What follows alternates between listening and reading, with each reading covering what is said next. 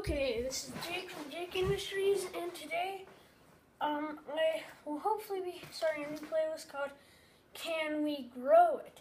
So I've got a good technique I found on the internet where you grab milk cartons. So I like the 18 eggs, because you can fit more seeds in them. But personally, the 2 are easier, because normally the packets of seeds you have are more like, they fit the spacing more. Now, the packet of 3 seeds, or the milk carton of 3, so I didn't have enough seeds after I put potting soil and perennial seeds in, and I realized, well, I did some research and I was reading some books about it, that the potting soil is actually not as good for mass productions of like hundreds of flowers. Pretty much that's what I'm growing. So I'm just gonna keep saving milk cartons because these are good. And it looks like a mess, but because I have a bunch of seeds that are packets that are unopened and stuff I need to grow. But what you can do is when you plant them in each egg thing, then when it grows and sprouts and time germination's done and stuff, then you just cut a singular square out of here and just plant it into the ground. Because of that, since the cardboard will dissolve.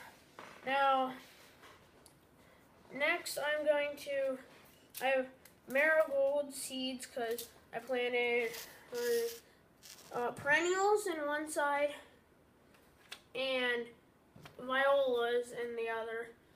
And violas are nice, pretty purple and yellow flowers like that. And then I don't have the perennials packed on me because I threw it away because of the time. But they're going to grow, sprout nice and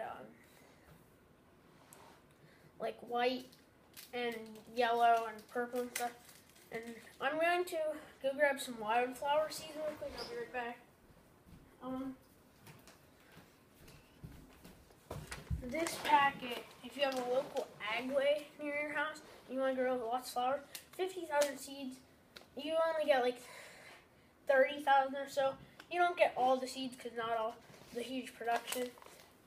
But they're pollinators, so butterflies and bees will suck pollen out and shoot on other flowers.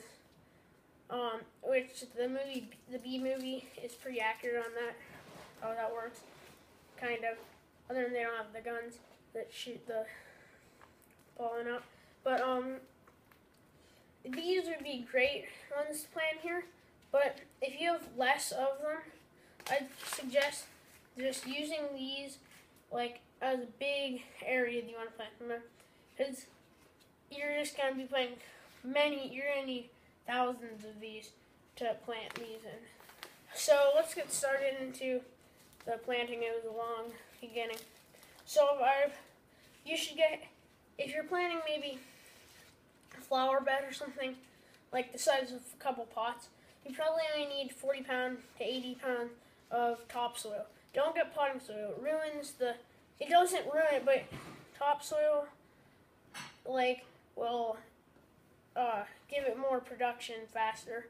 So you just want to layer a nice little area here of topsoil, and that's it. Let me grab one more thing.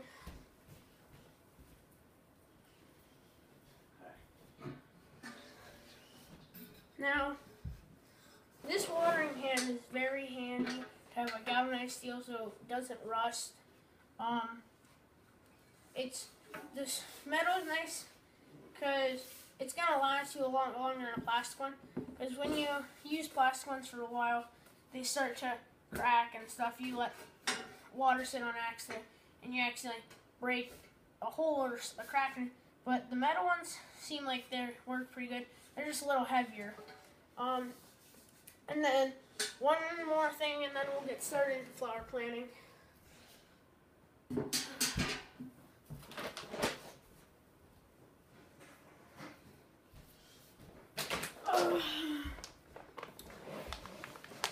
smells really gross, but if you're planting large masses of stuff, I don't know if you can see that or not, but it's organic herb and vegetable fertilizer.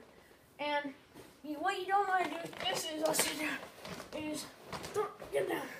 What you don't want to do with this is, if you have liquid fertilizer, you don't want to put liquid fertilizer on this. But what ruins the whole crop, if you, or whatever it is, if you put that on it, is if you spread it completely around it. What you want to do with it is when it sprouts, just sprinkle a little bit around the outside of the herb. Okay, now, for some reason the marigolds I got came in a little packet, which isn't normal. But, so after you have the layer of potting soil, topsoil, don't water it, because you want to water it after you get the seed in there. I have a little plastic spoon here. Comes in handy. Preferable is a work clothes or like a, what's it called? Apron, or preferably easy to work in because so then you can just put in the washer, clean off, instead of having to clean off your clothes or something. But this is a nicer thing to work in. It's still comfortable. I got too many seeds there. But you want to place marigolds, one seed in each little spot. So I'm just placing one seed.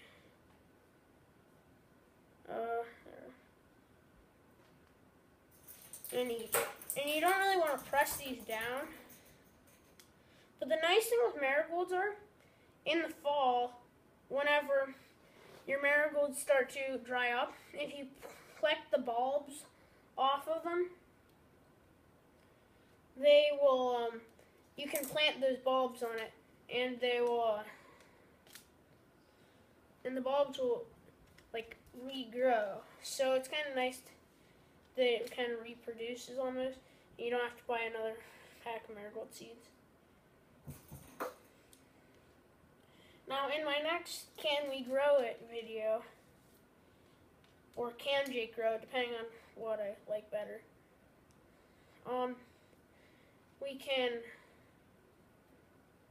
I might do a video on my new book I'm getting soon of, like, steps, gardening, flower gardening and growing steps, which are nice to know. I'm going to zoom in on this because it's done pretty much. We just have to do our thing. Let me zoom it in.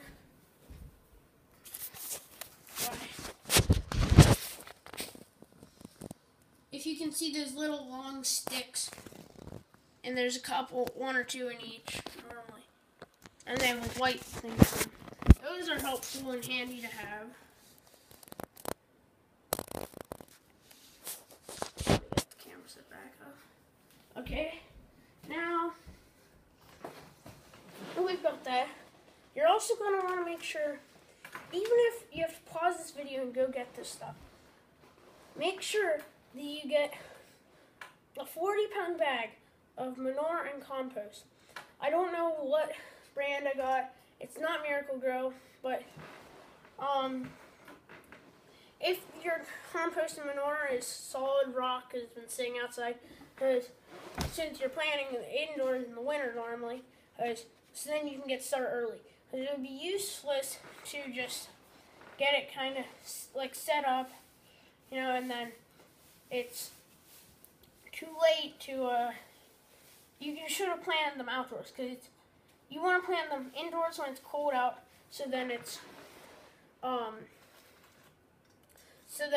because it'll be, so then you can get started faster and sooner. Now you just want to place a small layer, like maybe, normally on the seed packets they say, I don't know if I took this off yet, planting depth of these marigolds. Do I have any other packets in here? First check. The planting depth is 1/4 inch, 6 millimeters. You don't need to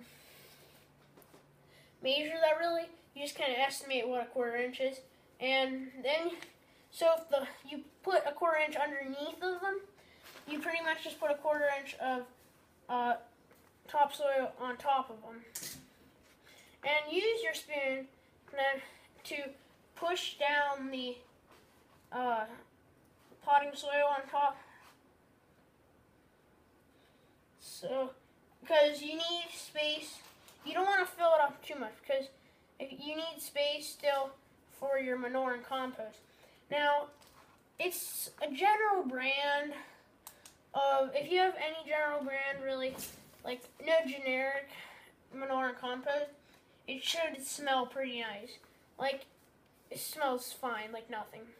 But what you want to avoid getting is like just manure, because just manure isn't like a good thing to just get, because it's gonna stink, and you're getting pretty much double the fertilizer with this, because compost is like rotten foods and stuff, old foods, and the manure is cow poop, pretty much. And if you're wondering, like, could cat poop, dog poop, horse manure, could any of that stuff, or lamb manure, whatever it is, could it work better than cow manure? Well, here's the thing. I've done some research on that. If you want it, you can use it, but you just have to let it sit for like 2 or 3 years, because you have to let it sit for longer. Now that I'm done with putting potting soil or topsoil, I keep saying potting soil because it's what I used to plant with until I figured out this method. Now that I've told you that you should use topsoil. Topsoil is a lot, like, you shouldn't really buy potting soil.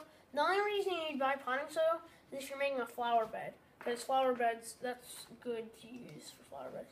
Now, the really confusing thing I did with this is, I don't know why, but I put manure and compost underneath my potting soil. I think I'd use all the potting soil, but I haven't. So I need to pull some of the potting soil off, which do not do that, because that is dumb what I did. Because I realize now that why would I do that? Like, you can't really smell, because like I can't smell this manure because it's been sitting so long. Now, don't be afraid to get your hands down in there and get them dirty, because my hands, I just washed them before I started this video, but after this, they're pretty dirty, so don't be afraid to get your hands down in the dirt a little. Now, you just want to put some of your manure on top of your stuff. Do about probably 1/8 inch, 1/2 inch, or 1/8 inch, 1/4 inch of it. Just estimate. It's gonna go to a little bit below if you put it the right amount. It's gonna go right underneath the edge of the potting soil. Now, I'll be right back. I need to do something.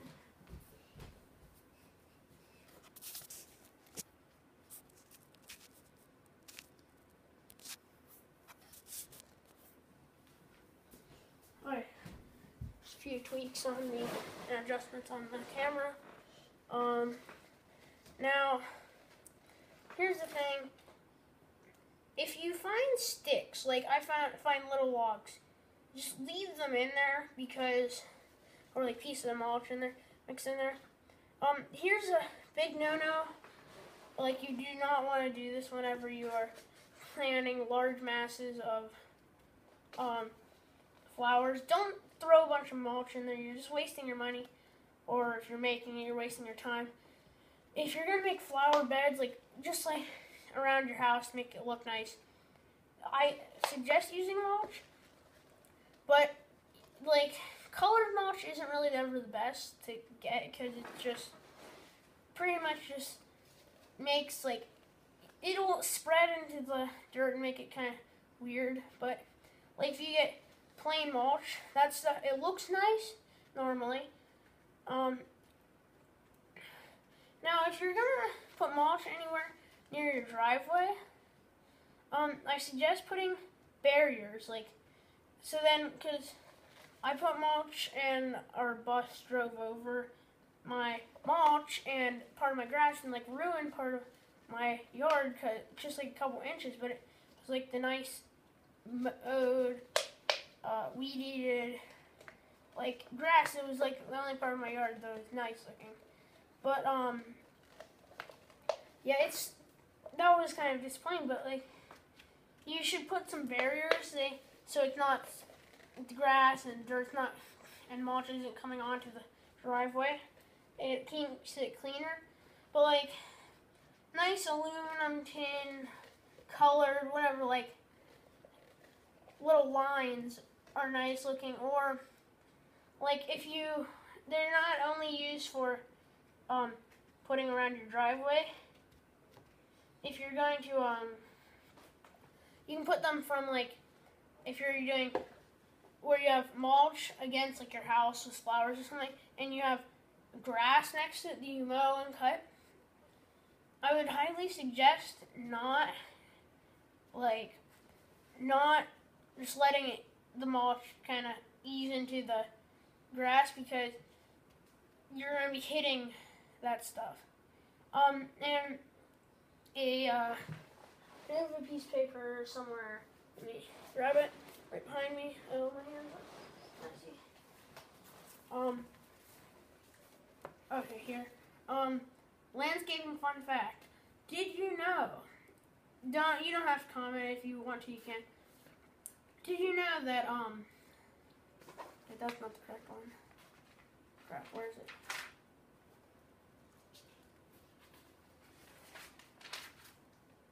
Oh, there. Did you know that if you're mowing like in a area that has mulch and stuff, it's better not to aim so all the grass is going to spit out on your mulch. You want to have it so you're driving the opposite way around, so the grass is going back into the higher grass.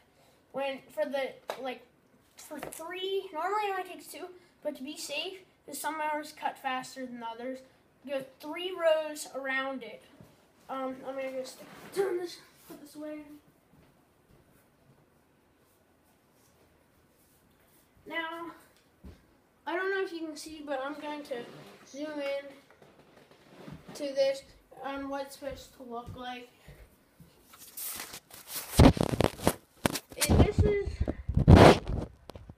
It's just going to look like topsoil or potting soil. But you see, potting soil has fertilizers in it, which I wish I still had my other one. But I just have put some. I had just put some manure over top and topsoil in it. But yeah, so like corn, sweet corn. If you know a family member or somebody who has sweet corn, like they grow sweet corn, what you should do is try to get a cob off them or something, or go to the store and buy a cob and just peel off all the little corn kernels and plant those, because that's exactly what these seeds are. So it's not even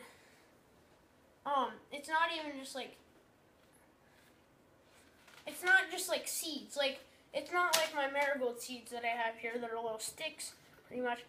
It's going to be just corn. But you gotta watch out. If there's like a field right next to you or something that plants corn, don't go over and grab it without knowing for sure, like a corn cob. You should ask the people first, which is pretty much common sense, but there's not a lot of that in the world.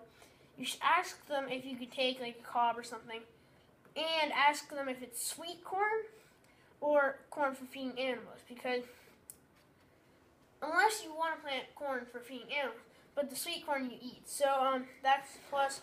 If you live in PA like me, watermelon. I never knew you could grow watermelon, but like I have crimson sweet, more crimson sweet.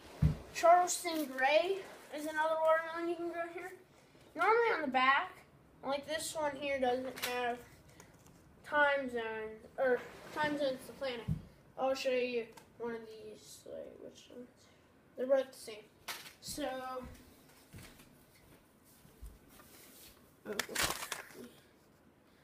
So this one, in PA, it's around April and June to plant these. Now, that's a little different from probably a bit. Squash might be different if they have one. No, they don't. Carrots maybe?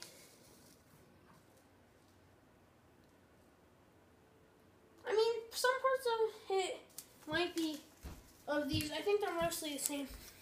But some parts of them might be,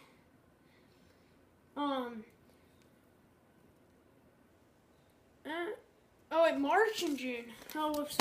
That's a mispronunciation. Oh, it's kind of blurry. Zoom in.